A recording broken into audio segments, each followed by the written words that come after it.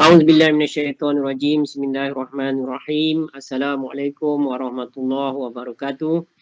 Tuan-tuan, jam dah pukul 9.35. Jadi kita mulakan program kita insya-Allah. Alhamdulillahirabbil alamin wassalatu wassalamu ala asyrofil anbiya'i wal mursalin sayyidina Muhammadin wa ala alihi wa sahbihi ajmain. Rabbi shrah li sadri wa yassir li amri wahlul 'uqdatam min lisani yafqahu qawli. Subhanaka la ilma lana illa ma 'allamtana innaka antal alimul hakim. Rabbi zidni ilma. Rabbana atina fid dunya hasanah wa fil akhirati hasanah wa qina adzabannar. Walhamdulillahi rabbil alamin. Alhamdulillah tuan-tuan dan puan-puan sekalian. Syukur kepada Allah SWT kerana dengan rahmatnya juga kita pada malam ni masih lagi diberikan kesihatan dan juga kesekerasan serta kebolehan untuk berfikir dengan baik sehingga kita mampu lagi untuk meneruskan program ni bersama-sama menyertai dalam program secara maya ni untuk sama-sama kita membaca Al-Quran dan seterusnya mendengar tazkirah sebelum kita tidur insya-Allah. Jadi tuan-tuan dan puan-puan sekalian, malam ni adalah malam yang ke 132 berturut-turut kita bersama-sama dalam program Generasi Al-Quran ni.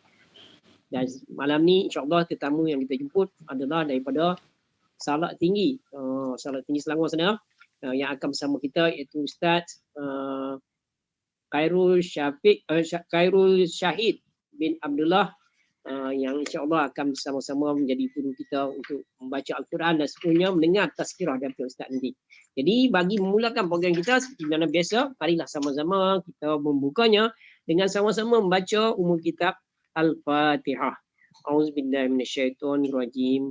Bismillahirrahmanirrahim. Alhamdulillahirabbil alamin. Arrahmanirrahim. Maliki yaumiddin. Iyyaka na'budu wa iyyaka nasta'in. Ihdinas siratal mustaqim. Siratal ladzina an'amta 'alaihim ghairil alaihim waladdallin. Amin. Alhamdulillah tuan-tuan dan puan-puan. Hari ini seperti mana yang saya maklumkan tadi adalah siri yang ke 132 iaitu pada 22 hari bulan 12 insya-Allah hari Rabu 22 bulan 12 siri yang ke 132 insya-Allah. Untuk siri ini seperti mana yang saya sekali lagi saya maklumkan bahawa tetamu kita ataupun ustaz atau guru kita pada malam ni adalah Ustaz Khairul Syahid bin Abdullah yang telah ada bersama-sama kita dalam Google Meet ini sejak pukul 9.28 tadi dah ada bersama kita alhamdulillah.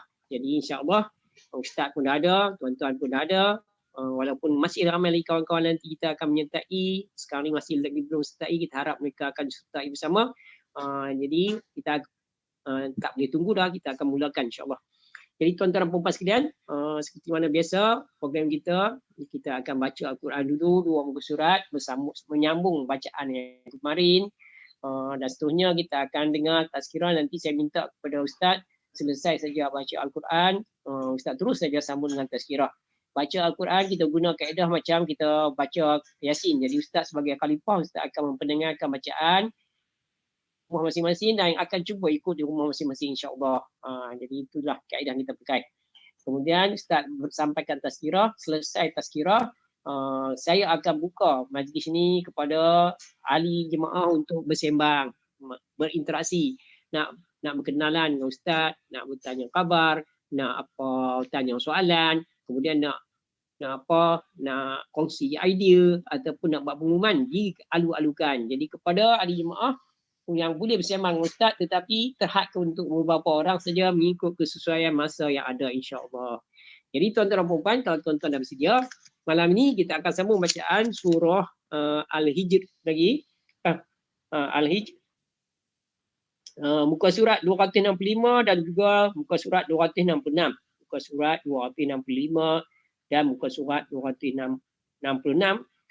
Ayat yang kita akan baca surah Al-Hijr adalah ayat 52 hingga 90. Ayat 52 sampai 90. Jadi kalau tuan-tuan ada masa Al-Quran dah buka, tuan-tuan boleh bersedia Kalau tak ada, tuan-tuan boleh tengok presentation pada skrin, tuan-tuan boleh baca nanti insya-Allah. Jadi tanpa melengahkan masa lagi, saya dengan ini mempersilakan Al-Fadil, Ustaz Khairul Syahid bin Abdullah untuk meneruskan progres. Silakan Ustaz. Baik, terima kasih kepada Cikgu Rahim. Assalamualaikum warahmatullahi wabarakatuh. Semua jemaah-jemaah yang mengikuti program ini.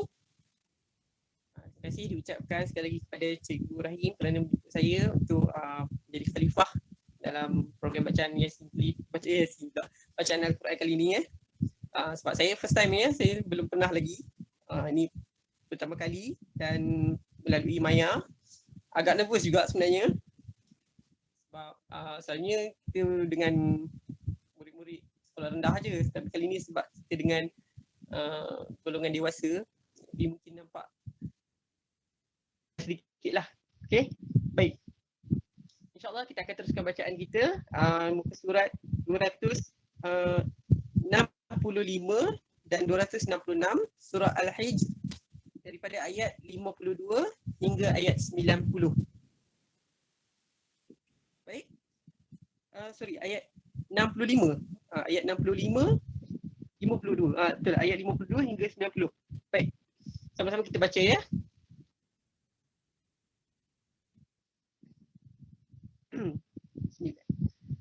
Bismillahirrahmanirrahim. إذ دخلوا عليه فقالوا سلاما قال إنا منكم وجلون قالوا لا توجل إنا نبشرك بغلام عليم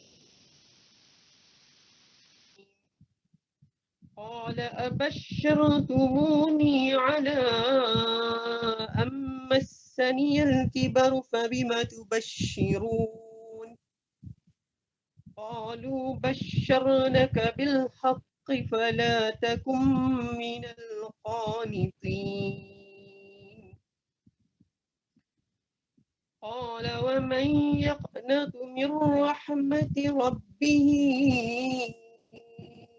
إلا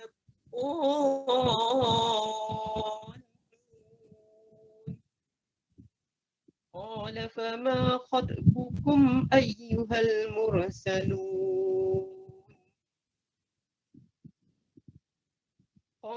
قالوا إنا أرسلنا إلى قوم مجرمين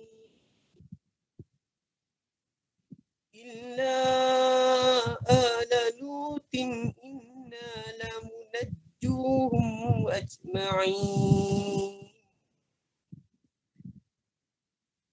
إلا امرأته قدرنا إنها لمن الغابرين فلما جاء آل لوط المرسلون قال إنكم قوم منكرون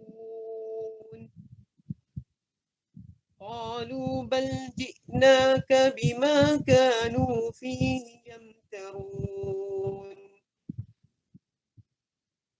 وأتيناك بالحق وإنا لصادقون فأسر بأهلك بقطع من الليل واتبع أدبارهم ولا يلتفت منكم أحد وامضوا حيث تؤمرون وقضينا إليه ذلك الأمر أن دابر هؤلاء مقطوع مصبحين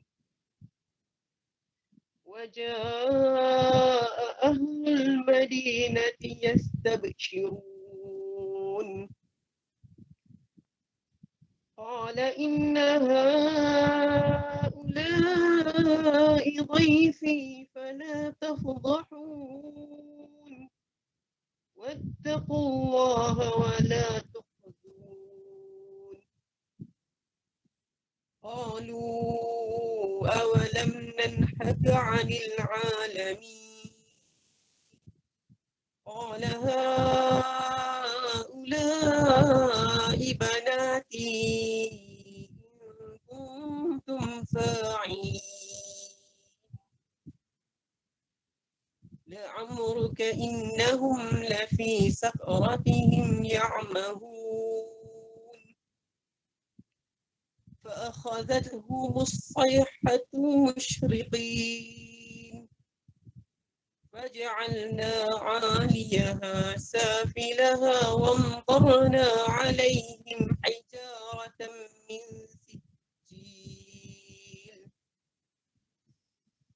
إن في ذلك لآيات للمتوسمين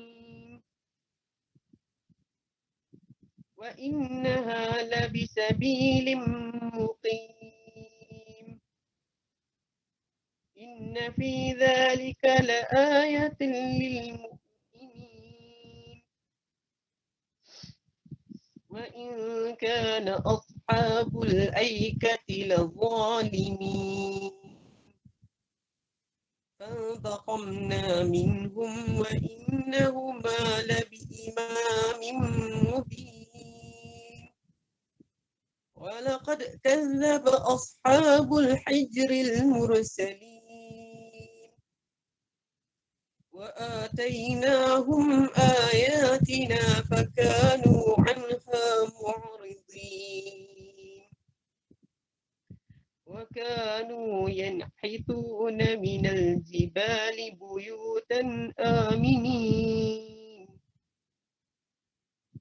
فأخذتهم الصيحة مصبحين فما أغنى عنهم ما كانوا يكسبون وما خلقنا السماوات والأرض وما بينهما إلا بالحق وإن الساعة لآتية فاصفح الصفح الجميل إن ربك هو خلاق العليم ولقد آتيناك سبعا من المثاني والقرآن العظيم لا تمدن عينيك إلى ما متعنا به أزواجا منهم ولا تحزن عليهم واخفض جناحك للمؤمنين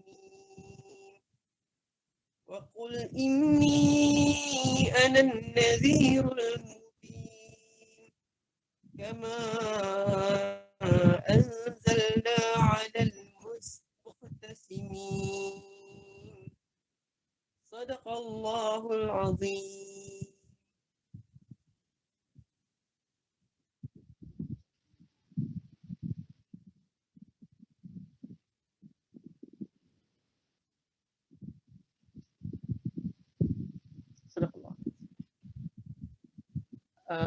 Boleh terus tazkirah ke? Ya, silakan teruskan dengan tazkirah. Baik, Alhamdulillah. Selesai dengan bacaan Al-Quran tadi. Moga-moga Allah meninggikan darjat kita, memberi kita pahala dengan ganjaran yang lebih banyak. Al-Quran ni hati menjadi tenang ya.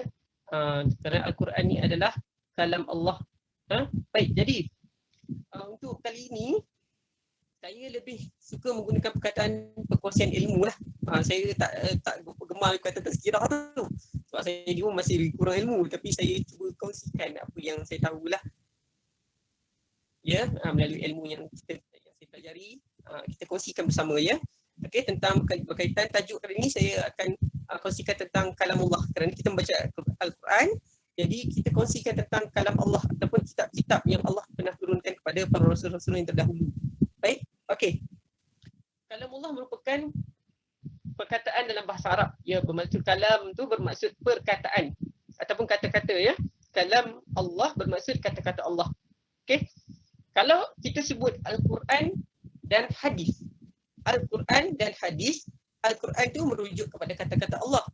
Hadis merujuk kepada kata-kata Rasul dan perbuatan Rasul. Okey. Hadis tu merujuk kepada Rasul. Manakala kalam tu merujuk kepada kata-kata Allah. Jadi firman Allah. Sebab tu dalam Al-Quran Allah disebut bila Allah nak berkata-kata, Allah disebut sebagai firman. Okey, firman. Kalau Rasul pula disebut sebagai sabda. Ya, dalam hadis disebut hadis bersabda. Dalam satu riwayat hadis bersabda, Nabi bersabda. Okey. Kalau Allah kalam dia disebut sebagai firman. Firman Allah dalam surah sekian-sekian. Okey. Baik. Jadi, bila kita bercakap tentang kalam Allah, yang mana kita tahu bahawa kita membaca Al-Quran. Okey. Kita membaca Al-Quran, boleh kata hari-hari, alhamdulillah. Okey. Tapi adakah kita menghayati bacaan tu? Adakah kita mentadabbur Al-Quran itu? Adakah kita mengkaji? Adakah kita memahami Al-Quran tersebut? Okey, baik.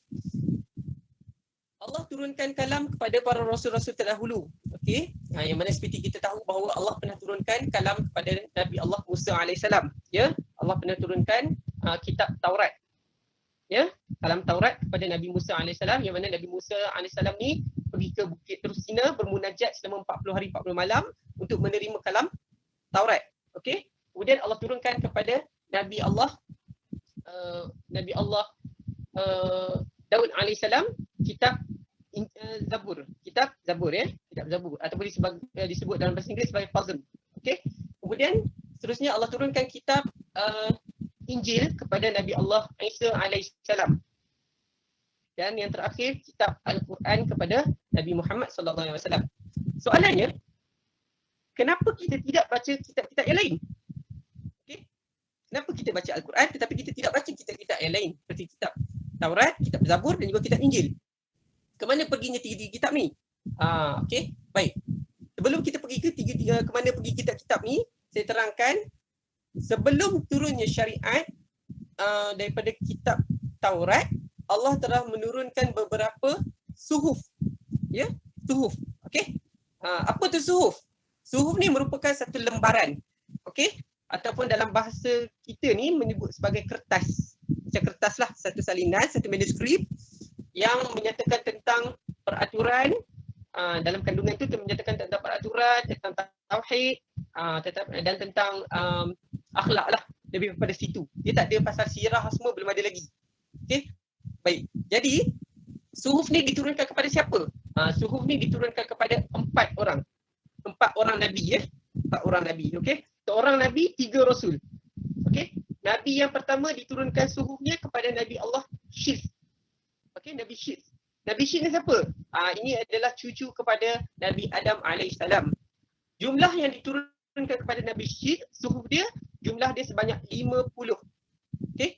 50 suhuf. Kemudian diturunkan kepada Nabi Allah Idris alaihissalam. Okey, Nabi Allah Idris alaihissalam. Nabi Idris ni adalah Nabi yang pandai menulis lah. Dia Nabi yang pertama yang pandai menulis. Okey. Nabi Idris ataupun dalam bahasa Inggeris disebut sebagai Enos. Ya. Nabi Idris Allah turunkan sebanyak 30 suhuf. Nabi Syis 50, Nabi Idris 30. Kemudian Allah turunkan seterusnya kepada Nabi Allah Ibrahim alaihissalam sebanyak berapa suhuf? 10 suhuf. Ya, 10 suhuf. Kemudian seterusnya yang terakhir Allah turunkan kepada Nabi Allah Musa alaihissalam sebanyak 10 suhuf. Okey, 10 suhuf. Jadi Nabi Syis 50, Syis 30, Nabi Musa 10 dan Nabi Ibrahim 10. Jadi semua sekali jumlah adalah 100 helaian suhuf. Ya, 100 suhuf yang diturunkan kepada para rasul, para nabi ya. Diturunkan syariat tu. Sebab apa? Sebab waktu tu belum ada kitab. Jadi Allah turunkan lembaran itu sebagai buku manual, sebagai panduan. Okey, untuk guide. Kalau tidak zaman tu orang akan jahil. Okey, kalau tidak macam mana nabi-nabi nak tahu okey macam mana nak solat, macam mana nak menghadap kiblat, apa dialog nak bercakap dengan Allah dan sebagainya. Okey, macam mana cara nak beribadat kepada Allah. Jadi mereka tak tahu. Jadi diturunkan suhuf-suhuf ni untuk dilaksanakan. Ya? Baik. Okey. Kemudian selepas turunnya 10 suhuf kepada Nabi Musa, maka melengkapi 100 suhuf keseluruhannya dibukukan menjadi kitab Taurat. Ya, kitab Taurat. Mana kitab Taurat ni dia mempunyai 3 komponen lah. 3 komponen kitab Taurat. Yang mana kalau dalam 3 tu dia ada satu kitab tu dipanggil Taurat 5. Taurat 5 ni dia dalam tu dia ada the book of Genesis, dia ada the book of Exodus, dia ada book of Deuteronomy, dia ada the book of Chronicle, lagi satu dia tinggal the book of Numbers. Okey, dia ada 5. Okey, dia ada 5 kitab dia. Okey, baik.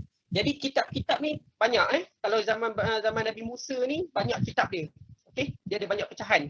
Jadi kaum Bani Israel ni mereka ni tak boleh terima bila terlampau banyak kitab. Dan setiap kitab tu dia ada dia punya kandungan ni tentang peraturan, tentang tauhid dan sebagainya. Mereka tak boleh terima. Bila mereka baca mereka stres, tak suka. Itu perangai kaum Bani Israel ya. Jadi di situlah mereka merancang untuk mengubah kitab. Mengubah isi kandungan-kandungan dalam kitab Taurat tersebut. Jadi bila mereka mengubah kitab Taurat tersebut sampai ke generasi Nabi Allah Daud alaihissalam, maka Allah turunkan satu lagi kitab, itu kitab Zabur. Okey, kenapa Allah turunkan kitab Zabur kepada Nabi Daud? Kerana Nabi Daud ni adalah seorang raja. Ya. Nabi Daud ni ada pertalian darah dengan Nabi Sulaiman. Ya.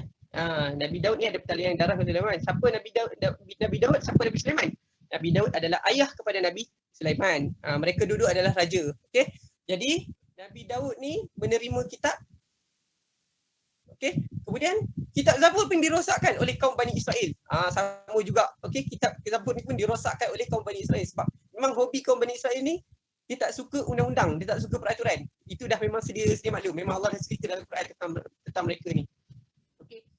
Tapi panduan masa suhuf ada dulu, masa awal-awal suhuf ada, mereka ni belum ada perangai lagi. Okey. Belum ada perangai. Perangai mereka bila dah ada kitab Taurat tu. Baru dia buat perangai. Okey. Kemudian Allah turunkan satu lagi kitab yang disebut sebagai kitab Injil. Okey, kitab Injil ya. Kitab Injil Allah turunkan kepada Nabi Allah Isa alaihissalam. Okey. Pun sama juga dirosakkan oleh bangsa yang sama, kaum yang sama, iaitu Bani Israel. Pun mereka merosakkan juga. Mereka rosakkan bila? Selepas wafatnya selepas Nabi Isa diangkat ke langit. Ya, Nabi Isa diangkat ke langit, mereka buat satu persidangan iaitu persidangan Nisya 362. Mereka kumpulkan semua kitab-kitab kat situ dan di situlah mereka mengubah habis segala manuskrip yang ada dalam kitab tu. Jadi bila orang baca memang jadi sesat lah. Okey, jadi sesat sebab kitab tu dah diubah-ubah. Semua diubah-ubah. Diubahnya segala-gala peraturan dalam tu, diubahnya tentang tauhid kan. Yang tu yang jadi kita tengok sekarang ajaran-ajaran mereka sekarang ni dah terpesong kerana kitab-kitab tu dah diubah. Jadi pemahaman pemikiran mereka pun tak bersandarkan kepada ilmiah, tak bersandarkan kepada pemikiran yang logik. Lebih kepada pemikiran dapat ilmu dari sekejap dari sini, sekejap dari sini, sekejap dari sini. Macam-macam Taurat berlambak-lambak ada banyak. Kemudian pecah lagi kepada kitab Injil. Bila Injil tu dirosakkan, dia diubah manuskripnya, diubah kandungannya. Jadi banyak version. Ada standard version, American version, King James version. Jadi macam-macam version.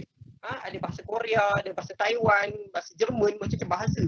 Macam Al-Quran ni Allah pelihara satu je sebab dia bahasa Al-Quran. Satu je Al-Quran. Kita pergi mana pun, kalau kita sebut huruf pertama dalam Al-Quran, satu dunia akan tahu bahawa huruf pertama adalah huruf Ba dalam Al-Quran. Kenapa disebut huruf Ba? Kerana itulah kalimah Bismillahirrahmanirrahim. Okey? Mana datang perkataan Bismillah ni? Ni soalan dia, macam mana datang perkataan Bismillah? Kita nak macam mana datangnya perkataan Bismillah ni? Okey? Bismillah ni sebenarnya datang daripada kalimah Nabi Sulaiman alaihissalam. Ya? Yang mana Nabi Sulaiman menyebut kalimah Allah ini disebut dalam satu surah, yang mana dalam surah ni ada dua bismillah. Okey, bismillah di awal dan bismillah di tengah.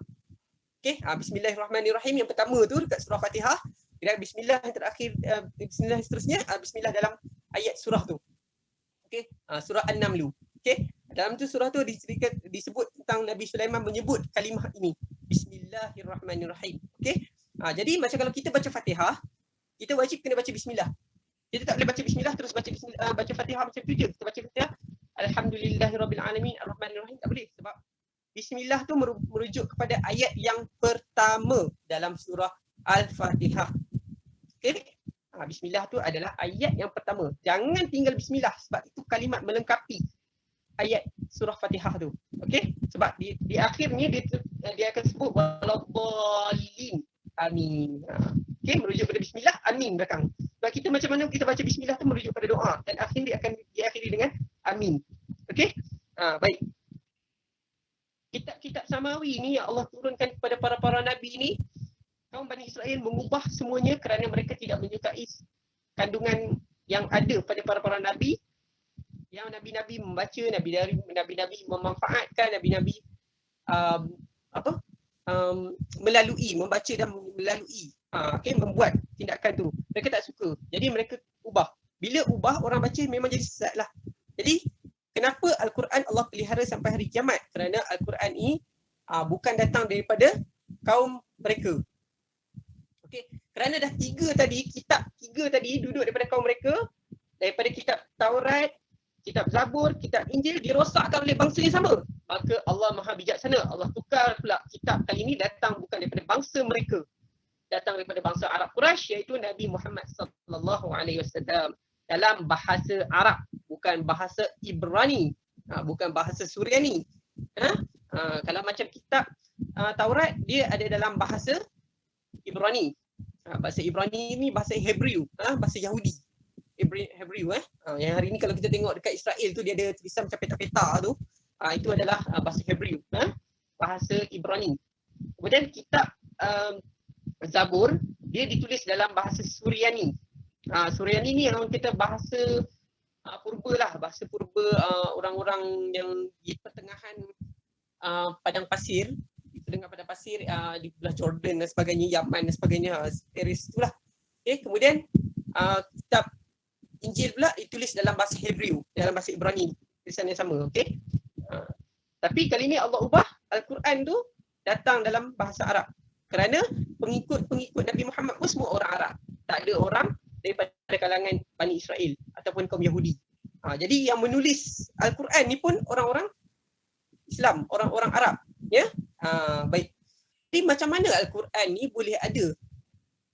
Al-Quran kita tengok kalam Allah ni daripada surah Al-Fatihah, surah yang pertama, dan diakhiri dengan surah An-Nas. Macam mana ayat-ayat ni boleh ada?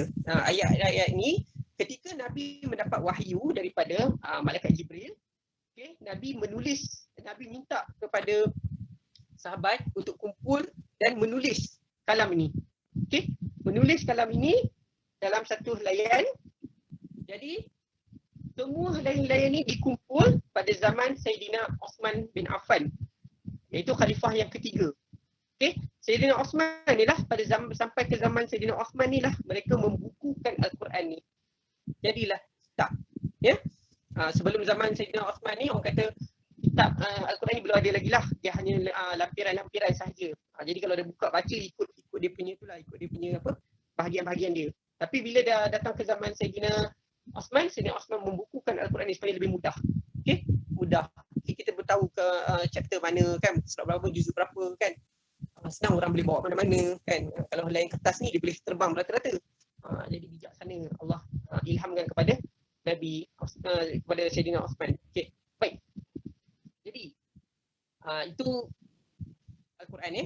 Baik. Jadi sebab tu Al-Quran dipelihara sampai sekarang kerana Al-Quran ni dibawa oleh seorang rasul yang bukan daripada bangsa Bani Israel. Itu untungnya. Okey, baik. Jadi peringkat proses penurunan Al-Quran ni dia ada 4 peringkat ya. Okey, peringkat pertama kalam Allah ni dia mula datang daripada satu tempat yang disebut sebagai Lauh Mahfuz. Ya, pada Allah Subhanahu Wa Taala, kemudian Lauh Mahfuz, kemudian peringkat seterusnya di Baitul Izzah dan seterusnya malaikat Jibril, kemudian baru Nabi Muhammad. Okey, dia ada 4 peringkat. Okey, baik. Jadi bila proses penurunan Al-Quran ni diturunkan, maka Al-Quran tu melengkapi. Ya, dia mengikut situasi ya. Okey. Kalau kita tengok dalam kitab-kitab sebelum ni, macam contohnya kitab Taurat, kitab Injil dan kitab Zabur, dia belum 100% lengkap sebab dia pun pecah.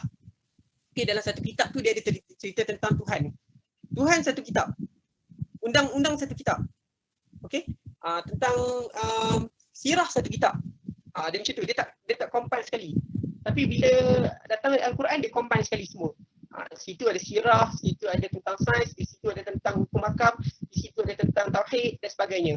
Okay. Yang pecahan-pecahan fardu ain yang kita belajar tu semua datang dari situ. Okay. Itu maksudnya dia merangkumi keseluruhan daripada kitab-kitab samawi yang lain, dikumpulkan dan dijadikan dalam Al-Quran. Okay. Sebab tu bila kita baca Al-Quran, kita menghayati, kita akan faham apa yang disampaikan oleh Allah melalui dalam Al-Quran. Okay. Contohnya bila kita membaca Al-Quran tu dalam bacaan terjemahan. Okay. Contohnya terjemahan, pilihlah bahasa Melayu je, tak payah pilih bahasa Inggeris kan. Sebab kadang-kadang kalau yang boleh pandai Inggeris tak ada masalah lah kan. Kalau dia proper in English, no hal kan, dia boleh buka baca je. Tapi kalau dia tak, kalau macam kita budaya orang Melayu ni, better kita tengok bahasa Melayu lah. Okay, translate dalam bahasa Melayu lebih mudah lah. Okay, jadi bila kita buka bahasa Melayu, kita baca, kita faham. Okay, Al-Quran ni bukan sekadar baca. Al-Quran ni kena memahami. Okay, menghayati dan memahami, itu lebih baik. Kalau baca saja, dia sama macam kita baca signboard lah. Kan? Kita naik kenderaan kan, contoh naik kereta, jalan, kita nampak signboard. Kita baca signboard. Okay, jalan sini, jalan nak pergi ke, contohnya kita Taman Jawijaya. Tapi kita tahu tak Taman Jawijaya kat mana? Kita jalan, kita nampak signboard Taman Jawijaya. Kita tahu Taman Jawijaya kat mana? Sebab dia tulis kat signboard. Dia tak tunjuk arrow tu kat sini, ke sini, ke kat tengah ni, ke sini, sebelah ni ada apa. Tak kita macam tu. Yang ni tulis kat signboard je. So kita baca, sekadar baca lah. Tapi kita tak faham. Okay? Sama juga kalau contoh kita baca surat khabar. Kalau kita baca surat khabar, kita baca sekadar baca. Tapi kita tak faham pun. Satu hari ada seorang penjenayah masuk ke rumah aku, dia patuk seekor ular. Ular itu pula tiba-tiba cakap, hey! Contoh kan. Terkejut ular tu sebab tengok penjenayah. Penjenayah pun terkejut tengok ular. Jadi kita hanya sekadar baca lah. So kita tak faham apa berlaku. Sebab tu bila kita baca Al-Quran, kita memahami, kita akan faham konten dia. Apa yang Allah nak sampaikan kat kita. Okay? Melalui tauhid, melalui sirah, melalui akhlak, melalui fiqh dan sebagainya. Okay, kita faham perjalanan ayat tu. Apa nak disampaikan daripada surah Al-Fatihah. Okay? Dengan nama Allah yang Maha Pengasih dan Penyayang. Okay, kemudian ayat seterusnya. Okay? Alhamdulillahirabbil alamin. Tuhan semesta alam. Kan? Segala puji bagi Allah, Tuhan semesta alam. Kita nak kena faham apa semesta alam. Okay? Sebab tu kenapa orang Bani Israel, orang Yahudi, saya khususkan orang Yahudi dan Nasrani, mereka ni terlencong akidah tu. Terlencong akidah tu maksudnya mereka tak percaya kepada Tuhan kan. Kadang-kadang mereka meletakkan Tuhan dalam berbagai bentuk kan. Sampai ke sekarang ni orang meletakkan Tuhan sebagai benda subjek. Okey, benda subjek dan objek. Okey, letakkan seperti individu, meletakkan seperti busut, patung dan sebagainya. Kenapa berlaku macam tu? Sebab aliran tadi. Okey, bila dia mengubahkan manuskrip tu, orang yang baca ni dia sekadar baca, dia bukan faham. Okey. Tapi bila dia cuba memahami, dia akan berfikir, kenapa pula Tuhan ada tiga? Kan? Kenapa Tuhan tiba-tiba ada batu, ada patung dan sebagainya? Okey. Jadi dia tak memahami, dia hanya sekadar membaca. Okey. So sebab tu kita kena menghayati, kena membaca, kena memahami. Membaca dan memahami itu lebih baik sebab dia membentuk hati kita. Okay? Jadi bila kita membaca hari-hari Al-Quran kan, kita rasa Al-Quran itu dekat kita, jadi best friend. Okay? So Al-Quran dia akan jadi sahabat kita, peneman kita di alam barzakh. Okay? So kita balik ke barzakh tu tak adalah sunyi. Okay? Kita ada teman. Kan? Kalau kata Al-Quran ni kita letak sekadar beli, dia letak dekat rak, tinggal macam tu je sampai bersawang, sampai berhabuk. Kan, kalau kata nak berhabuk, kadang-kadang saya Al-Quran tu dah jadi karat dah pun kan, dah melekat, dah cantum dah dengan papan board kita tu. Kalau sekadar tinggal macam tu, rasa baik tak payah baca Al-Quran kan.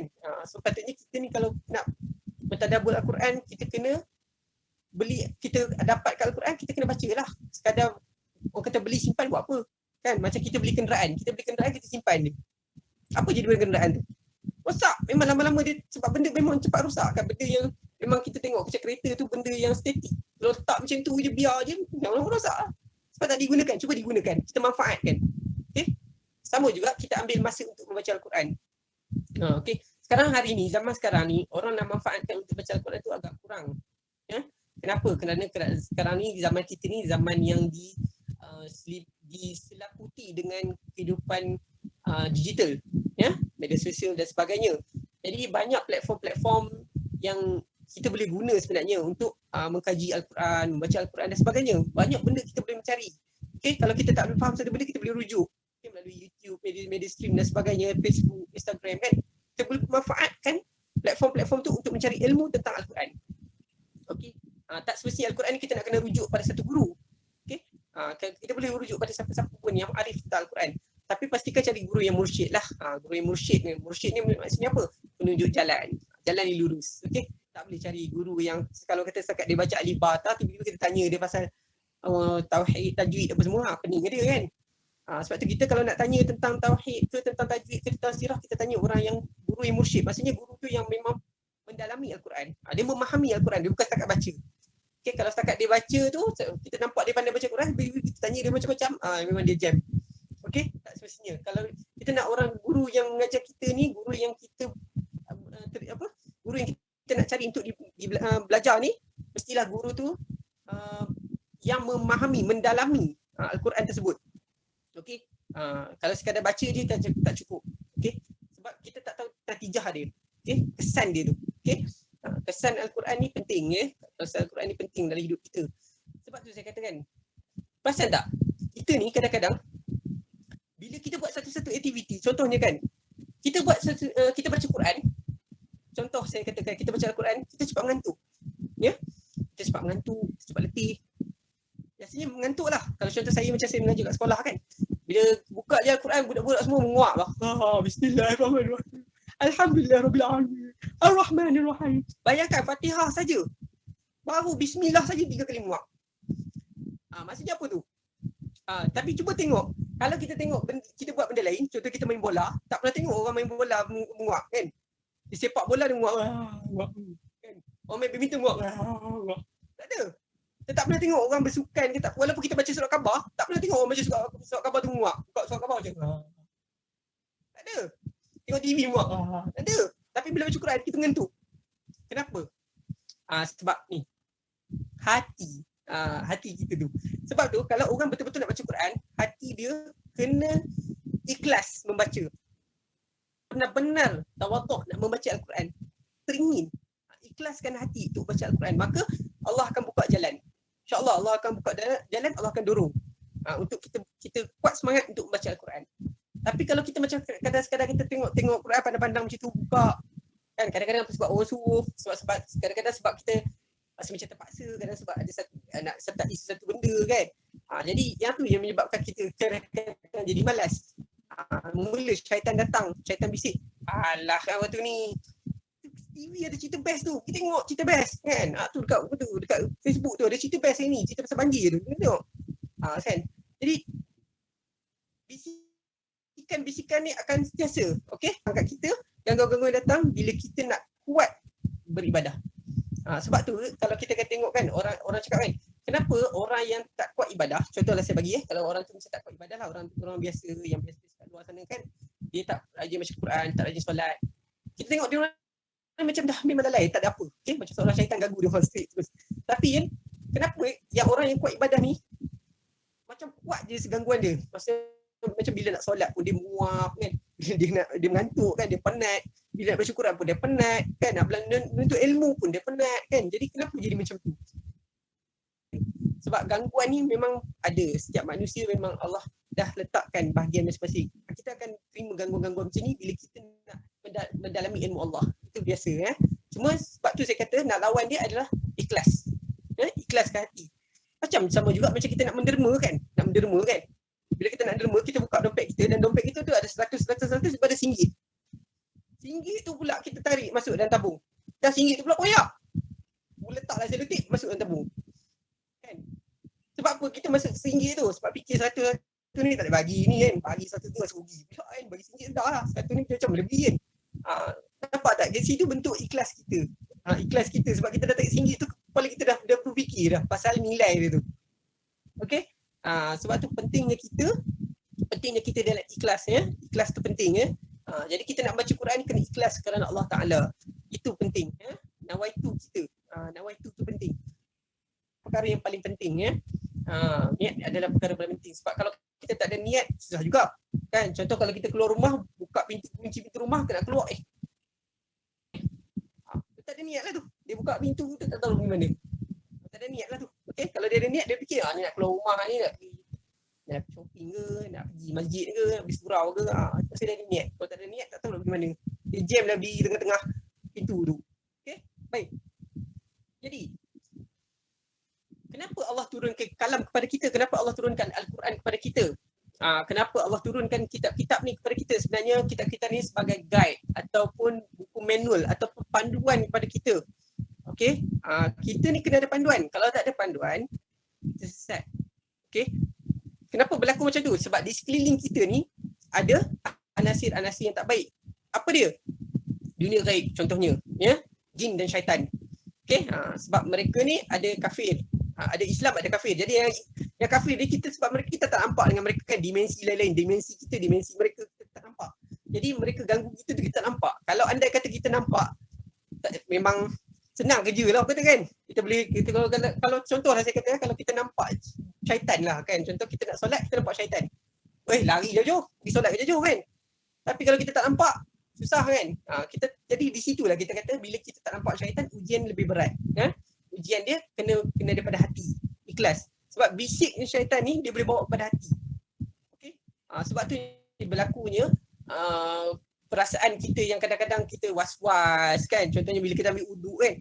Ambil wuduk dah basuh muka, basuh tangan, dia ambil basuh muka balik, basuh tangan balik. Ada orang macam tu. Dia basuh muka, basuh tangan kan. Berkali-kali basuh tangan, basuh muka. Sebab apa? Sebab ragu-ragu. Was-was kan. Allah sebut dalam Al-Quran surah An-Nas, alladhi yuwaswisu fi sudurin nas minal jinnati wan nas, kan. Sebab sifat was-was ni memang ada pada manusia ya, memang ada pada manusia. Memang Allah dah bagi sifat ni sebagai ujian kepada kita ya. Okey. Baik. Contohlah kadang-kadang bila kita kata kita nak solat pun kan, kadang-kadang kita solat pun kita ragu-ragu tengok rakaat kan. Contoh rakaat kita, dia tengah-tengah kat takbir Allahu akbar, masuk rakaat kedua kita dah lupa dah. Rakaat berapa lah? Tak ingat. Terutamanya waktu solat yang tak baca kuat-kuat lah. Contohnya waktu Zuhur atau Asar kan. Dia fikir, ni rakaat ke berapa? Tadi rakaat berapa? Nampak bisikan syaitan tu. Okey. Kita jangan ingat bila kita solat, syaitan lari. Tak. Sebenarnya ujian dia bila kita solat, memang syaitan lebih nak ganggu. Dia lebih agresif nak ganggu. Sebab apa? Sebab dia tak suka manusia beribadah. Bila manusia beribadah, dia cuba nak lalaikan manusia tu supaya manusia tu lupa dengan kalam-kalam yang nak disebut. Contoh kita baca Fatihah kan, ataupun kita baca surah Al-Kafirun. Surah Al-Kafirun contohnya kan. Bismillahirrahmanirrahim. Qul ya ayyuhal kafirun la a'budu ma ta'budu wa la antum 'abiduna ma a'budu wa la na'budu ma 'abadtum wa la antum 'abiduna ma a'budu wa la na'budu ma 'abadtum wa la antum 'abiduna ma a'budu wa la na'budu ma 'abadtum wa la antum 'abiduna ma a'budu. Ada tak jumpa lakum dinukum waliyadin. Kenapa tak jumpa? Ni gangguan. Bila gangguan tu dia tak boleh concentrate. Dia tak ada khusyuk tu tak sampai. Dia tak sampai. Okey? Sebab apa? Sebab tu kalau kita nak buat apa-apa perkara, kita nak jadikan, nak menjayakan sesuatu perkara tu, kita kena niat, kena ikhlas. Okey? Contoh bila kita nak solat, kita kena ambil wuduk tu dengan sempurna. Okey, kena ambil wuduk dengan sempurna. Buat syaitan ganggu kita. Sama juga dengan kita baca Quran. Kalau wuduk kita tak sempurna, memang syaitan akan ganggu. Okey? Memang syaitan akan ganggu. Sebab tu bila kita baca Quran, kadang-kadang kita baca, kita jadi macam was-was pada kita baca tadi dah baca dah ayat ni, kenapa baca balik? 2-3 kali baca kan. Kenapa berlaku macam tu? Sebab ini adalah kerana daripada hati kita. Okey, hati kita. Sebab syaitan dia sentiasa berbisik. Jadi akal kita ni lah kena bertindak. Okey, akal kita lah kena bertindak, kena bergerak laju, kena berfikir. Sebab apa? Sebab Allah ciptakan dua-dua benda ni dalam proses yang sukar. Bukan sukar bagi Allah, tapi mereka ni sukar. Okey. Allah ciptakan nafsu, Allah ciptakan akal. Dua makhluk yang berbeza. Okey. Tapi dicipta pada waktu yang sama. Allah cipta akal, Allah cipta nafsu. Allah cipta akal, Allah cipta nafsu. Kemudian Allah letakkan dua-dua ni di hadapan, Allah tanya kepada dua-dua ni. Allah tanya akal, siapa aku? Akal jawab, kamu Tuhan. Anta ya Rabb. Kamu adalah Tuhan. Allah tanya pula kepada nafsu, siapa aku? Nafsu jawab apa? Engkau, aku. Allah angkat dia, campak dalam neraka. Dia bakar dia dalam neraka. Allah tarik balik. Allah tanya pada nafsu, siapa aku? Engkau, aku. Allah angkat lagi dia, campak lagi dalam neraka. Ambil balik, letak. Siapa aku? Allah tanya. Engkau, aku. Degil ni nafsu. Hingga terakhir Allah angkat dia, Allah campak dalam neraka hingga neraka tu menjadi hitam api dia selama 3,000 tahun. Kemudian Allah tarik balik. Allah angkat, letak ke depan, Allah tanya, siapa aku? Engkaulah Tuhan. Dia nak mengaku. Kali ketiga dah kena bakar teruk dah baru nak mengaku yang Allah tu Tuhan. Nampak betapa kerasnya nafsu.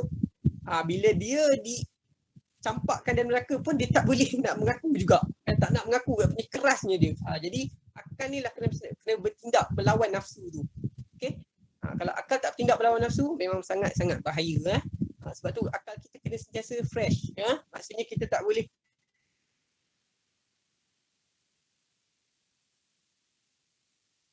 benda ni kan, tak benda berhenti. Sebab dia mempengaruhi otak kita, mempengaruhi akal kita. Contohlah saya katakan, kalau kita ni ada orang pernah tanya saya, Ustaz, kenapa saya selalu bila baca Quran tak boleh pun. Saya kadang-kadang nak baca Quran saya tak boleh kan, kan nak baca tak patah lagi Quran kan. Saya kata dia sebenarnya macam ni. Saya kata pertama bab lazim lah, kena biasakan, kena selalu baca, kena selalu buka Quran, berguru. Tak boleh baca seorang-seorang. Kena berguru, kena selalu datang, kena selalu buka. Itu yang pertama. Yang kedua, saya kata mungkin sebab hati. Okay? Mungkin sebab hati. Yang ketiga, disebabkan mungkin kita ni terlalu mengambil anasir-anasir yang tak baik di sekeliling kita. Okay? Contohnya macam kalau kita duduk dengan orang-orang yang suka mengumpat, orang yang suka orang yang suka cerita benda-benda kosong, benda-benda lara ni, bila masuk dia memproses di otak kita, dia mempengaruhi otak kita. Okay, yang tu je kita ingat. Sebab tu kadang-kadang kenapa kita hafal Al-Quran susah nak masuk. Okay? Susah nak masuk. Kadang-kadang kita baca surah yang simple je. Okay? Kita baca surah Wadduha contohnya. Tapi tak boleh nak ingat. Wadduha, walai dulu pernah hafal surah ni ingat. Sekarang kenapa nak ingat lah? Kenapa jadi itu? Sebab anasir-anasir yang tak baik ni bila masuk dalam otak kita, dia mempengaruhi. Okay? Jadi kita hanya akan fikir benda-benda yang macam tu je. Okay?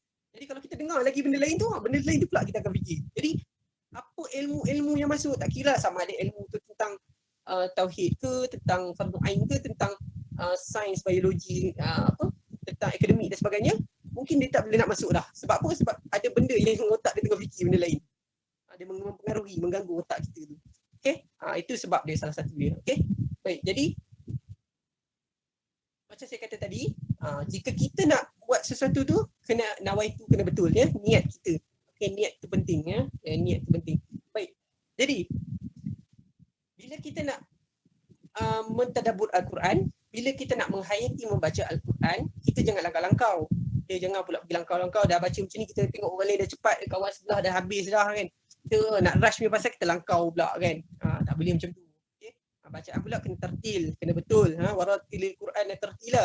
Okay? Al-Quran itu dalam keadaan yang bersesuaian. Maksudnya Al-Quran itu diturunkan dalam bentuk mengikut turutan dia. Tak boleh suka-suka baca. Okay?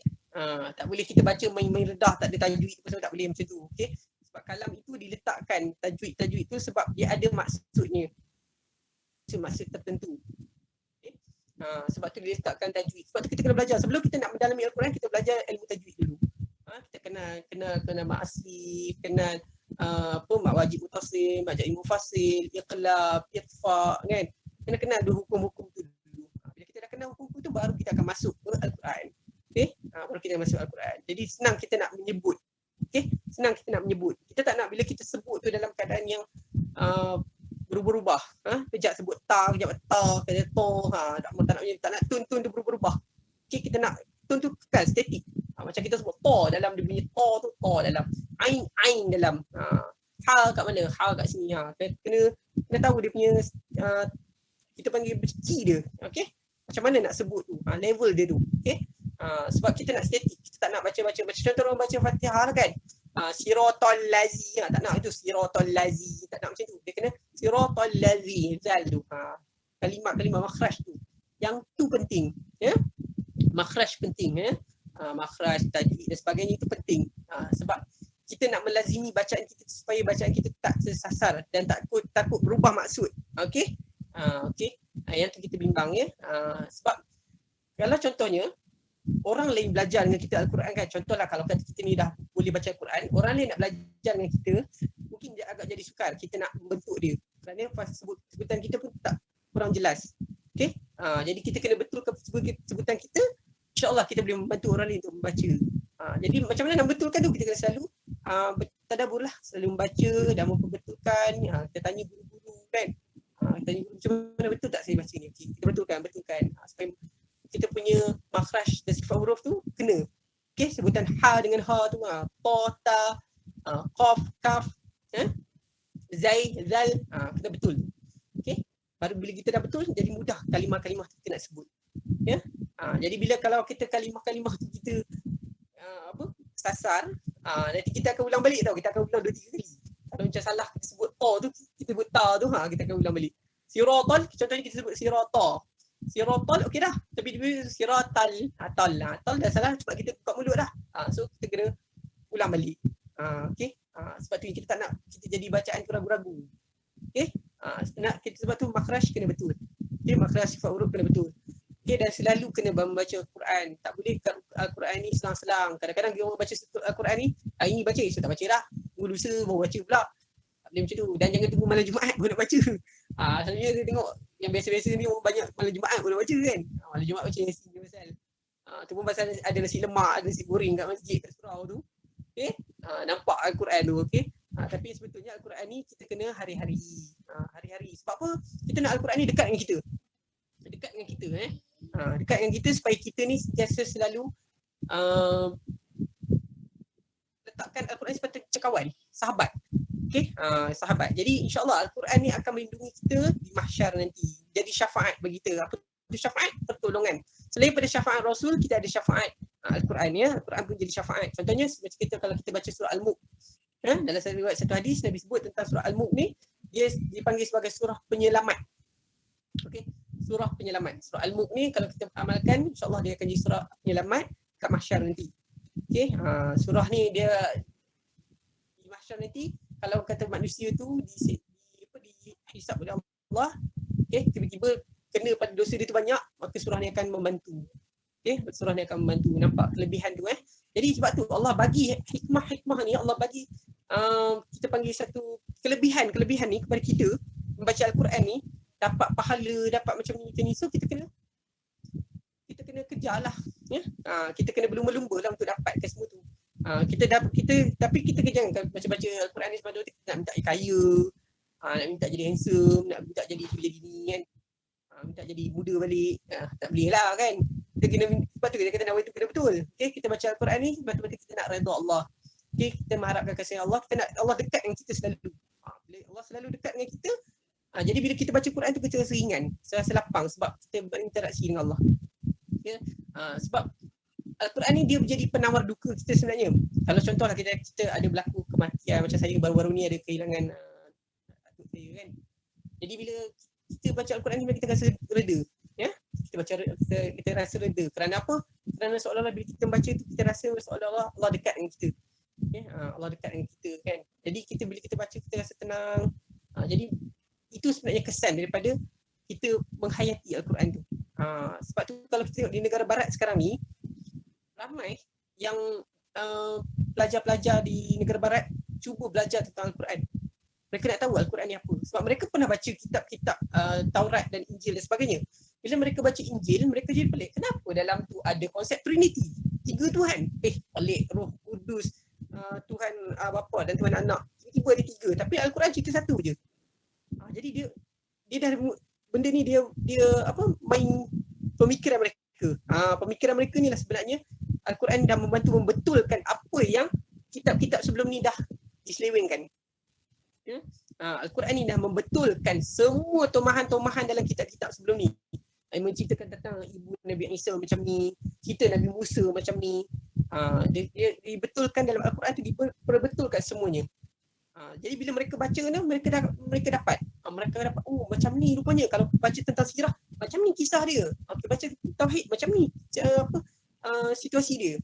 Kan tentang alam dan sebagainya.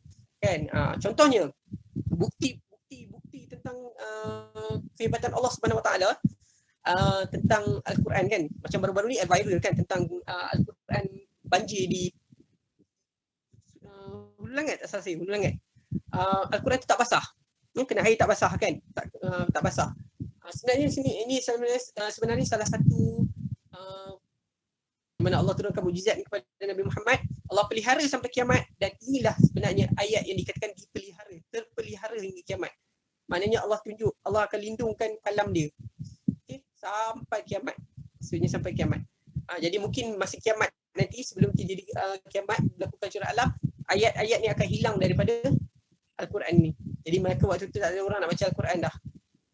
Kita tak boleh tinggal Al-Quran walaupun kita kata dalam keadaan susah, sukar macam mana pun, kita kena melazimkan selalu membaca.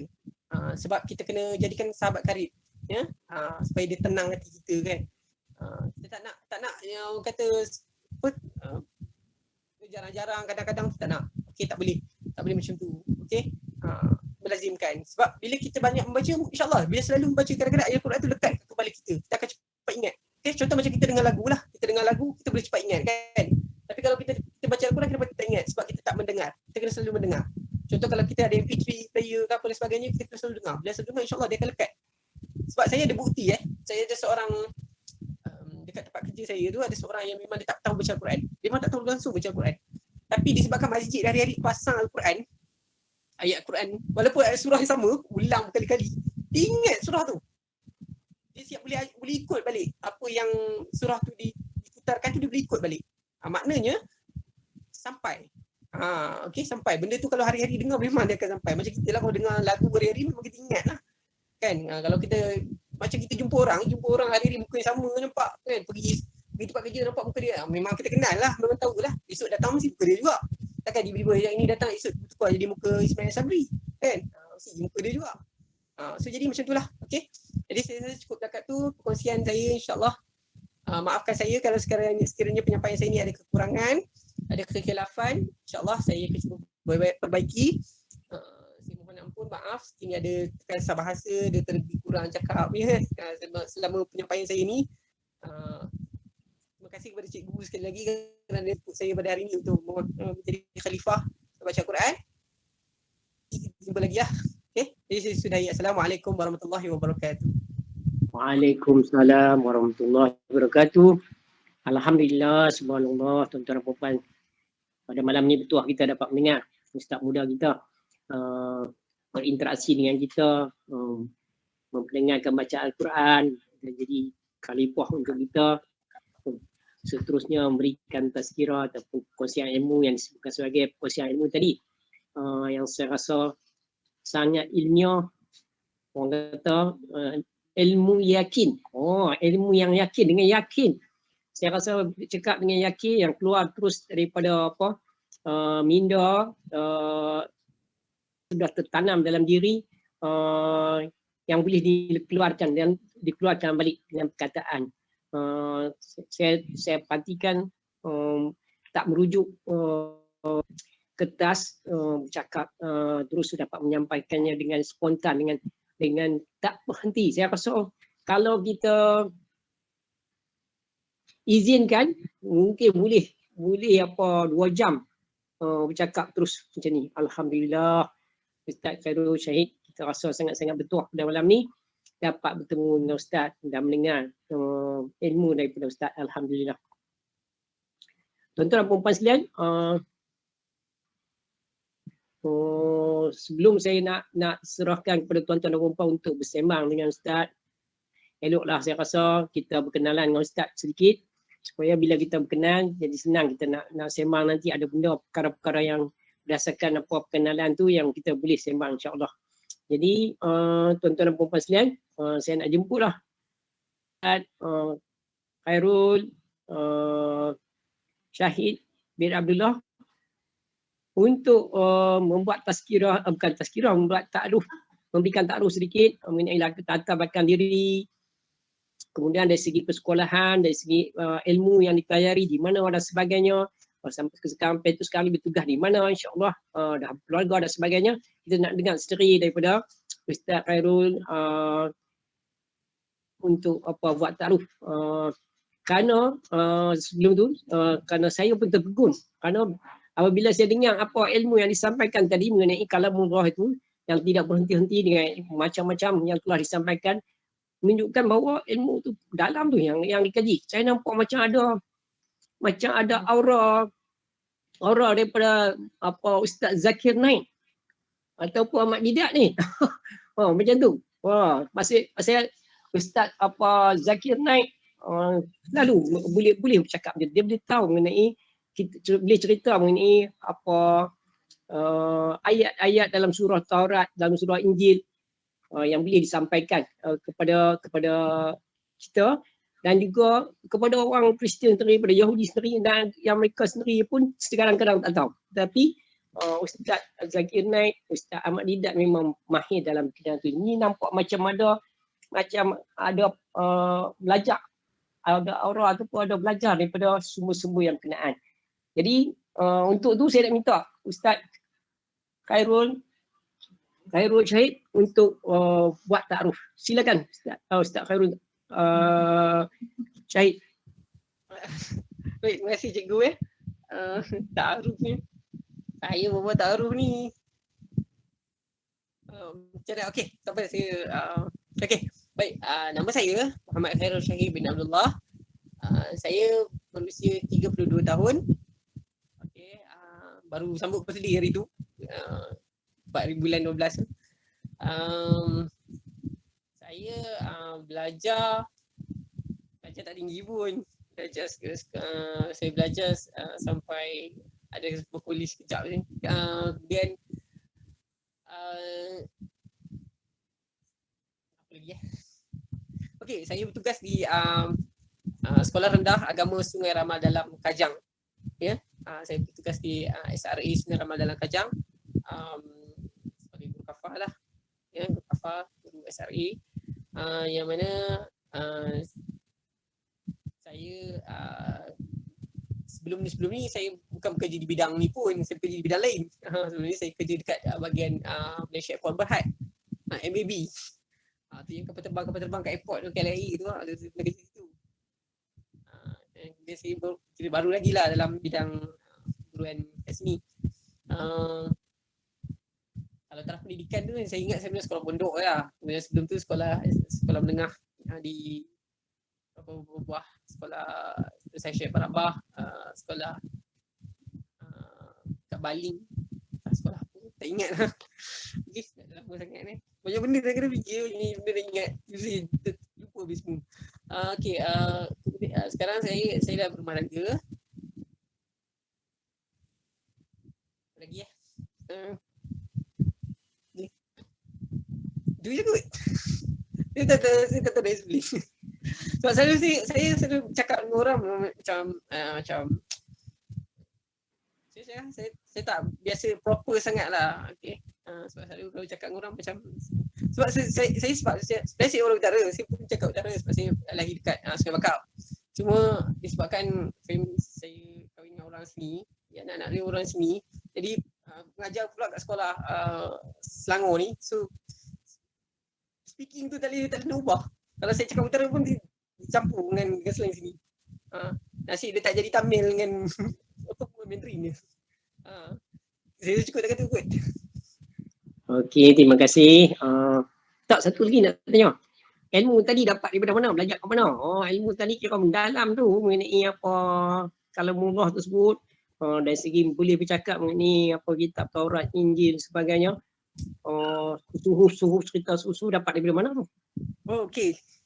Mana saya cakap sebab dia macam ni. Saya ni sebenarnya banyak sharing dengan orang. Saya banyak dulu ikut macam program-program motivasi sebenarnya. Saya banyak ikut program motivasi sebagai facilitator. Kadang-kadang saya cuba berkongsi dengan orang-orang yang pandai lah, orang ahli sejarawan kan. Kadang-kadang mereka ni bukan daripada satu bidang je, kadang-kadang mereka ni daripada bidang yang luar. Tak semestinya dia orang ni bersejarah tentang Malaysia dan sebagainya, kadang-kadang sejarah Asia, kadang-kadang sejarah tamadun purba, kadang-kadang sejarah tamadun Islam. Saya cuba sharing nak tahu juga apa dia punya. Dan saya duduk juga dengan orang-orang yang mempunyai ilmu tentang tasawuf, tentang tauhid. Saya cuba analisis kan. Kadang-kadang dapatlah beberapa sumber tu. Contohnya macam dulu saya pada pengalaman bercakap dengan seorang padri lah. Pernah ada pengalaman tak sekali dapat bercakap seorang padri Buddha kan. Dia pernah lah tanya saya satu soalan. Dia tanya saya pasal Tuhan. Tapi memang saya masa tu spontan terfikir kan jawapan tu. Dia tanya saya, you nampak Tuhan ke? Tapi saya tahu dia cakap kat saya dia padri, tapi yang saya tahu dia tak percaya Tuhan. It is pula. Kita apalah, dia bila tanya saya pasal tu, saya cakap kat dia, okay, you nak tahu Tuhan ada dekat mana? Dia tak percaya Tuhan. Okay, you cakap you memang tak percaya Tuhan. Then you nak tahu Tuhan tu ada. Okay, saya kata tak ada masalah. Sekarang saya cabut ni mentol. Okay, saya tutup Swiss. Okay, sekarang you sentuh. Okay, sekarang saya buka Swiss. Dia sentuh. Rasa tak? Dia bila sentuh tu kena elektrik kan. Ada elektrik lah. You nampak kan itu elektrik? Tak nampak. Dia macam Tuhan ada. Tapi you tak nampak. Sebab dia bersifat gaib. Sebab gaib. Allah dengan kita ni dia punya hijab 70,000. Kita memang takkan nampak. Okay. Macam itulah yang tu saya share dengan dia. Jadi kadang-kadang bila apa yang dia cakap tu pula saya ambil pula, saya dengar. Okay, you faham macam ni, faham macam ni kan. Kadang-kadang tanya dia juga macam mana pembelajaran dia kan. Sebab dia orang macam ni, dia kadang-kadang ilmu ni di luar daripada kotak fikiran kita. Kan yang kita boleh ambil lah. Kita tak pegang serta-merta pada cakap, cuma kita boleh ambil input. Apa yang dia tengah cakap ni? Tentang apa? Adakah benda tu berkaitan dengan sifat tauhid kita? Ada tak berkaitan dengan sirah kita? Dan sebagainya. Macam itulah. Kita sharing lah. Okey, terima kasih. Itu daripada saya. Sekarang ni nak buka kepada ahli jemaah untuk berinteraksi dengan Ustaz. Silakan tuan-tuan dan puan, siapa yang nak berinteraksi dengan Ustaz. Haji Yaakob nampak dah bersedia tu. Silakan Haji Yaakob. Haji Yaakob daripada Surau Taman Jawijaya. Silakan. Terima kasih Tuan Encik Rahim. Assalamualaikum Ustaz. Waalaikumsalam. Assalamualaikum. Terima kasih kepada Ustaz yang menjadi khalifah kami dalam bacaan 2 muka surat tadi. Jadi bukan nak tanya soalan, banyak soalan lah. Saya nak tanya satu yang jadi muskilan lah. Tentang Taurat, Zabur dan Injil.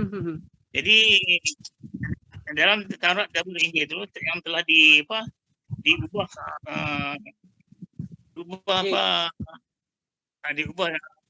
sebenarnya oleh kaum Bani Israel. Jadi 3 tu, tapi dikembalikan oleh Quran menyatakan yang sebenarnya balik. Jadi soalan saya, kenapa sudah kita tahu yang dibuat oleh Bani Israel tadi tak dibuat balik yang sebenarnya Taurat, Zabur dan Injil tu? Tak dibuat balik. Okey, baik. Sejawab Bismillahirrahmanirrahim. Okey. Sebenarnya macam ni, kitab Taurat, kitab Zabur, kitab Injil ni kenapa tak diubah balik? Soalan Haji tadi, kenapa tak diubah balik? Sebenarnya macam ni, kitab-kitab tadi bila dah dirosakkan, kitab ni tak diduduk di tangan orang-orang yang berilmu. Okay? Orang-orang ilmu pada zaman tu, kalau kita tengok zaman selepas zaman Namrud, contohnya zaman Namrud, selepas zaman Namrud, selepas dia kejatuhan zaman Nabi Allah, selepas wafatnya Nabi Allah Sulaiman, kerajaan Israel Raya dengan kerajaan Judah ni dia terbagi pada 2. Sebenarnya dia satu Israel, satu Judah, dia terpecah. Dari situ berlaku peperangan yang besar. Dan peperangan ni yang membuatkan orang-orang yang memegang kitab-kitab Samawi ni ditangkap. Okey, ditangkap. Maksudnya mereka takkan bagi peluang untuk orang-orang yang memegang kitab ni untuk membawa kitab-kitab ni ataupun ilmu-ilmu kitab ni dibawa ke mana-mana. Maksudnya tak boleh disebarkan. Jadi dia bertangkap, dia bunuh. Okey. Sebab tu tak ada seorang pun yang akan membela. Termasuk macam kalau kita tengok kisah Nabi Isa AS, selepas Nabi Isa ni dia pengikut 12 orang. Dia disebut sebagai Al-Hawariyun. Ada sebut dalam Quran tentang Al-Hawariyun, kaum 12 orang sahabat rapat. Al-Hawariyun ni bermaksud pendamping. Mereka ni rapat dengan Nabi Isa. Okay? Mereka ni sendiri selepas Nabi Isa diangkat ke langit, mereka sendiri tak bela kitab Injil tu. kitab Injil tu. Jadi kitab tu dia terabai. Bila terabai tu yang membuatkan kitab tu dikumpul di persidangan Nisia tu, persidangan tu lah sebenarnya mengubah semua manuskrip yang ada daripada kitab Injil tu. Maksudnya setiap kitab ni mereka takkan benarkan untuk orang-orang yang kita panggil apa? Macam ulama, kan? Ulama pada zaman tu, mereka takkan biarkan ulama-ulama zaman tu membawa ilmu tu. Okay? Macam kita zaman kita ni, Al-Quran tu Nabi sarankan kita untuk menghafal. Okay? Supaya satu hari nanti kalau kata kalamullah ni hilang, dia ada dalam ni. Okay? Dia ada dalam ni. So kita boleh share dekat siapa. Kita boleh sampaikan balik. Kita boleh sebut balik. Okay? Tapi kalam-kalam tu masuk dalam kepala ulama-ulama tu, mereka bunuh. Jadi tak ada orang nak membuat pembaharuan tu. Dan bila nak buat pembaharuan tu pun mungkin makan masa sebab kitab tu banyak. Ya, kitab tu banyak. Contohnya macam Taurat tadi pun ada 5, ada Exodus, Genesis, ada Numbers, ada Chronicles, ada Deuteronomy. Dia nak ubah-ubah tu memang makan masa. Kalau contohnya kitab Injil sendiri pun dia ada banyak peringkat. Dia ada King James Version, Standard Version, American Version, macam-macam version lah. Ada lebih kurang tak selesai 24 version. Jadi 24 version nak ubah semua bukan senang. Dia jadi pelbagai-bagai. Sebab ada macam contohnya negara Indonesia, dia ada pakai King James. Dia tak terima yang Filipin punya. Filipin punya pakai jenis lain. Dia pakai American Standard Version. So American Standard Version kalau dia pergi ke Filipin, dia tak baca. Dia tak nak terima kitab dia tu. Sampai sekarang. Okay? Jadi itu maksud saya. Kalau kata contohnya, kalau menjawab pada soalan Haji tadi, kenapa kitab tu tak dibetulkan balik, tak dibuat balik? Kerana ulama-ulama yang memegang kitab pada zaman tu memang dibunuh. Maksudnya para nabi lah. Sebab kalau kita tengok sejarah para nabi pun mereka ni dibunuh. Okay, contoh Nabi Zulkifli, Nabi Yahya. Mereka dibunuh. Mereka takkan dibiarkan membawa kalam-kalam Allah ni. Sampai. Boleh Ji? Boleh. Terima kasih. Terima kasih. Allah alam, itu je saya boleh jawab. Puan Hajah Nolilawati, silakan kalau nak berinteraksi dengan Ustaz. Terima kasih Tuan Haji Rahim. Assalamualaikum Ustaz. Assalamualaikum. Alhamdulillah, terima kasih atas ilmu yang dikongsi. Ustaz, ada orang tanya saya, kenapa kita tidak mengkaji selain Taurat, Zabur, Injil tu dan nak tengok ada kepersamaan dengan apa-apa yang ada dalam Al-Quran. Saya tak tahu nak jawab Ustaz. Maksudnya dah tengok persamaan dia. Maksudnya tak ada orang kaji tak persamaan dia tu. Ya. Okey, baik macam ni. Sebenarnya kalau kita tengok kitab-kitab yang lain tu, kitab-kitab samawi lain, kitab Taurat, kitab Zabur dan kitab Injil tu, dalam kitab-kitab tu penerangan dia tu memang sama. Contoh dia wahyu daripada kalam tu memang sama. Sebab contohnya kalau kita tanya orang barat yang membaca kitab Injil contohnya kan, kalau kita tanya tentang sifat ketuhanan tu memang sama dengan kita. Cuma konsep sebutan ayat tu mungkin berlainan. Sebab bila dia diubah tu dah jadi macam-macam dia punya kalam dia. Kalau kata sebelum ubah tu mungkin ayat yang asal tu kita tak tahu kandungan dia. Sebab kandungan asal ni dalam bahasa mereka, bahasa Ibrani. Sebab ikut bangsa yang zaman tu, zaman yang menulis tu. Okay. Kalau kata zaman tu ada bangsa Arab, mungkin bahasa Arab lah yang menulis. Tapi kalau zaman tu dah ada bahasa Ibrani, mungkin zaman tu orang Ibrani lah baca. Kita nak mendalami kitab Zabur, kita kena pandai bahasa Ibrani. Okay. Kalau kita translation ke Arab, mungkin boleh. Tetapi sukar untuk kita mendapatkan point dia. Okay. Sebab macam kita nak dapat point tu sebab kerana kita baca Al-Quran tu dia dah ada tajwid. Okay, dia dah ada tajwid, dah ada fasahah dia macam mana kesebutan dia dan sebagainya. Tapi bila kita belajar ke contoh bahasa lain, contohnya kalau kita belajar bahasa Inggeris contohnya kan, bila kita nak translation ke English, dia akan ada perkataan yang dia takkan sama macam perkataan sebiji-biji. Contoh dia, what are you looking for? Kita guna perkataan looking for tu, looking tu tengok, lihat, for tu kepada. Tapi bila jadi perkataan looking for tu, dia jadi perkataan mencari. Kan? Mencari. Kan? Jadi macam tu maksudnya. Maksudnya kalau kita nak tengok persamaan ayat tu dengan Al-Quran, mungkin ada perbezaan dia. Dari segi struktur ayat, mungkin tak sangat sama. Sebab kalam tu. Cuma mungkin pengisian tu sama. Pengisian tu sama. Maksudnya, kalau kata, menceritakan tauhid, Allah itu Esa. Okay, Allah itu sekian-sekian Rasul yang diperintahkan sekian-sekian, kitab sekian-sekian, Rasul-Rasul sekian-sekian, macam tu. Dia maksudnya apa yang kita belajar tentang rukun iman tu memang diterangkan dalam kitab-kitab samawi terdahulu. Cuma mereka tak kita kata apa? Mereka tak amati, mereka tak menghayati, tak memahami, tak nak faham tentang tu. Jadi disebabkan itulah mereka ubah kitab-kitab tu supaya orang yang generasi akan datang bila baca dia akan jadi berbagai versi dan akan keliru. Jadi Al-Quran inilah sebenarnya nak membetulkan balik semua ayat-ayat yang asal. Baik ya? Allah alam. Terima kasih Ustaz. Sama-sama.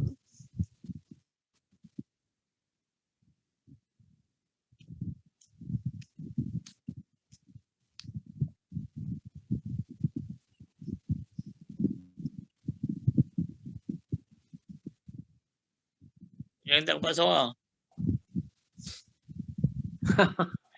Tuan-tuan, ada yang lain nak berinteraksi dengan Ustaz, silakan. Haji Bukhari. Waalaikumsalam. Tak ada. Ni. Waalaikumsalam. Okey. Okey. Tak ada malam ni tak ada apa-apa soalan. Oh. Letih. Letih Oh, tu dengar bunyi suara pun, bunyi suara letih.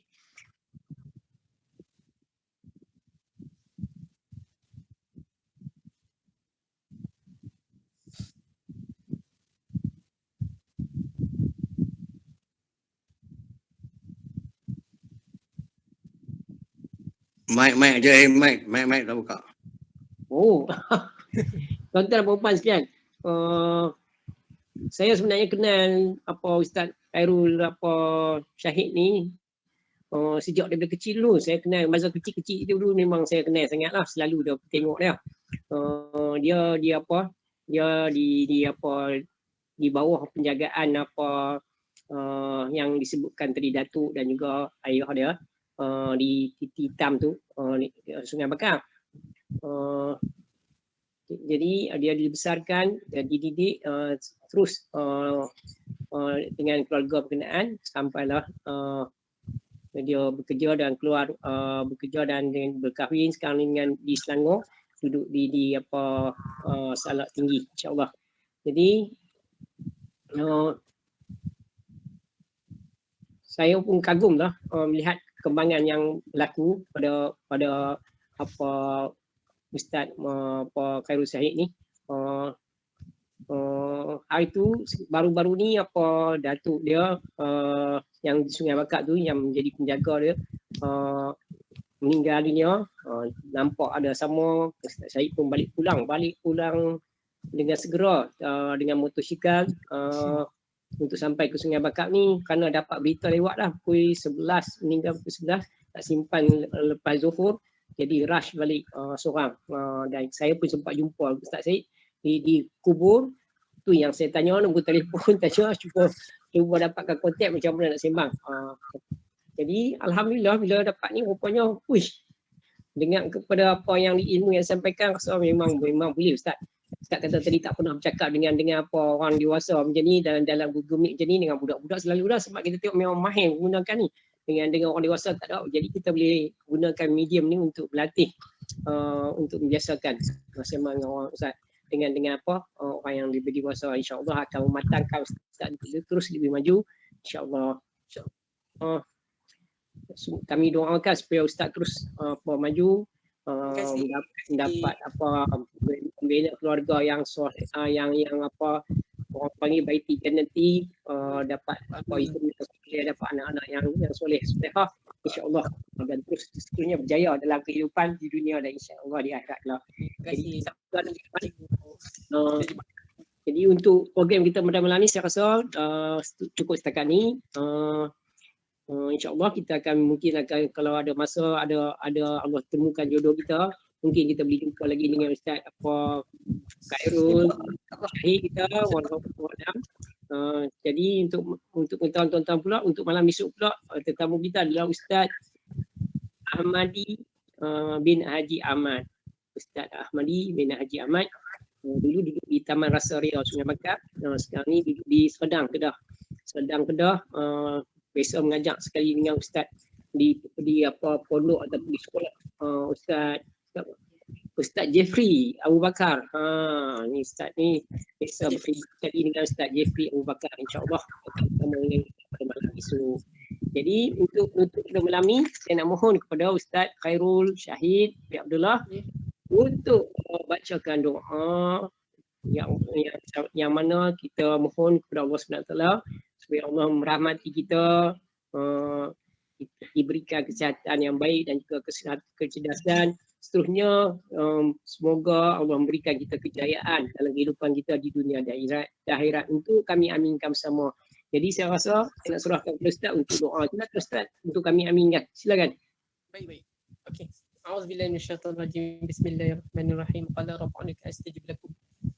أعوذ بالله من الشيطان الرجيم بسم الله الرحمن الرحيم الحمد لله رب العالمين حمدا يوافي نعمه ويكافئ مزيده يا ربنا لك الحمد كما ينبغي لجلال وجهك وعظيم سلطانك اللهم صل على صلاة تنجينا بها من جميع الآفات وتغفر لنا بها من جميع الحاجات وتطهرنا بها من جميع السيئات وترفعنا بها عندك على درجة وتبلغنا بها أقصى الغاية في جميع الخيرات في الحياة وبعد الممات وعلى آله وصحبه وسلم تسليما كثيرا برحمتك يا أرحم الراحمين اللهم انك تعلم ان هذه القلوب قد اجتمعت مع محبتي واتقت على طاعتي وتوحدت على دعوتي وتعادت على نصرة شريعتك فوثق اللهم رابطتها وادي هداها وادها سبلها واملاها بنورك الذي يخبو والشرح صدورها بفيض الايمان بك اللهم انا نسالك سلامة في الدين والعافية في الجسد وزيادة في العلم وبركة في الرزق والتوبة قبل الموت ورحمة عند الموت ومغفرة بعد الموت اللهم حول علينا في سكرات الموت والنجاة من النار وعند العفو والحساب اللهم اني اعوذ بك من البرص والجنون والجذام ومن سيء الاسقام بسم الله الذي لا يضر مع اسمه شيء في الارض ولا في السماء وهو السميع العليم نعوذ بكلمة الله التامة من شر ما خلق اللهم انت ربي لا اله الا انت خلقتني وانا عبدك وانا على عهدك ووعدك ما استطعت اعوذ بك من شر ما صنعت ابوء لك بنعمتك علي وابوء بذنبي فاغفر لي فانه لا يغفر الذنوب الا انت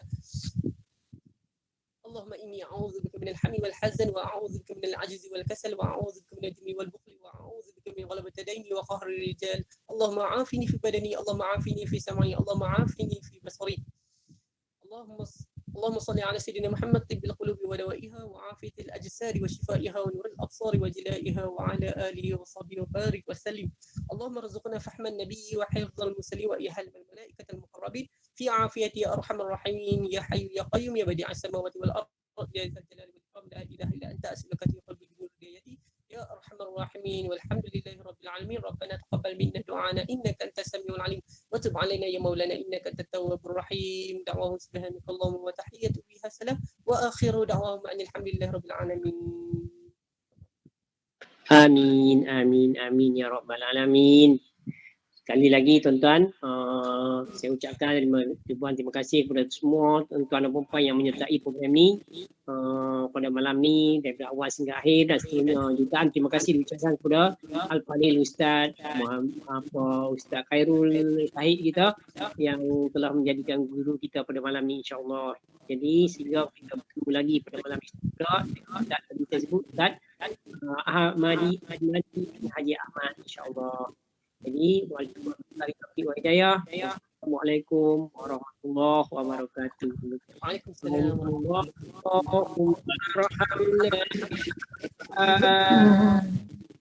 waj'alna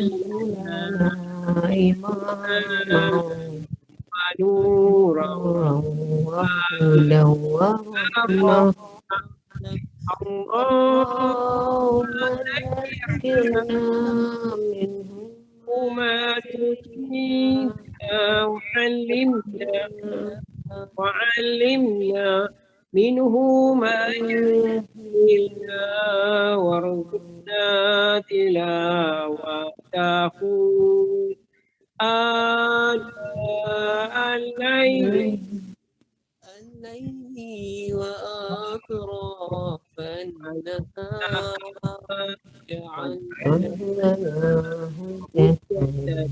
يا رب العالمين. Jumpa lagi malam esok insya-Allah.